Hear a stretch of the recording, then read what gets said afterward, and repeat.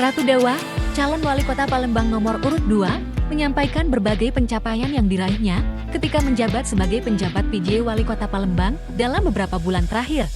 Pada debat Pilkada Palembang yang digelar oleh Komisi Pemilihan Umum KPU pada Selasa malam, 22 Oktober tahun 2024, tiga pasangan calon paslon diberikan kesempatan untuk memaparkan visi misi mereka dalam membangun kota selama 5 tahun mendatang.